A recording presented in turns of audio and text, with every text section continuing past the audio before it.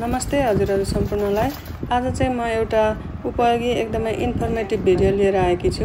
हजुरहरुको घरमा स्पेशली किचनमा भएको ब्रेड टोस्टर लिभर बिग्रिएको अनि यसरी चाहिँ स्टे डाउन हुँदैन भने हजुरहरुले यसलाई चाहिँ फ्याक्नु भन्दा अगाडि यसो गरेर हेर्नुहोस्।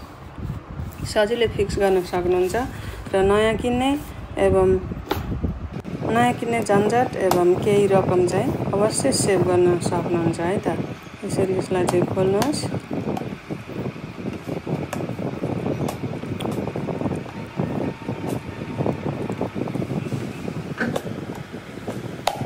खोल्न अलि गाह्रो हुन्छ तर खोल्न चाहिँ सकिन्छ।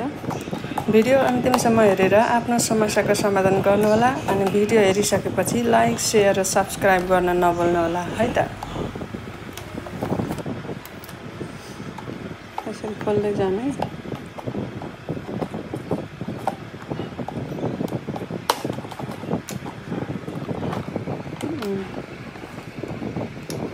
यसरी खोल्ने अनि यसरी यो लिभर पनि खोल्ने।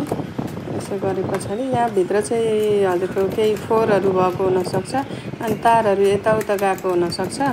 तपाईहरुले चाहिँ यसलाई सफा गर्ने अनि तारहरु चाहिँ त्यो स्ट्रिङ हुन्छ नि तलमाथि जाने त्यो चाहिँ यताउता दायाँ बायाँ भएको हुन सक्छ। हेर्ने, सरसफाइ गर्ने।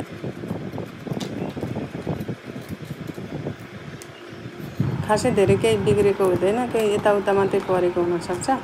अनि यसरी फेरि बन्द गर्ने, भयो कि भएन भनेर हामी फेरि चेक गर्ने। यसलाई चाहिँ लाइनमै जोड्नु पर्ने हुन्छ चेक गर्नको लागि, त्यही भएर यो यसरी फिक्स गर्ने। मेरो विचारमा यो सम्भवतः भइसकेको छ।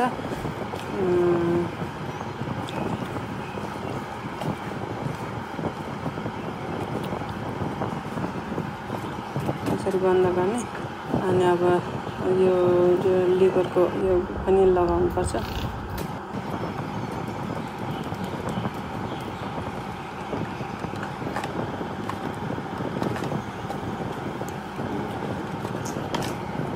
अब करिब पुरा भइसकेको छ। अब यसलाई चाहिँ लाइनमा जोड्ने। जोडे पछाडि ब्रेड हालेर हेरौँ है त।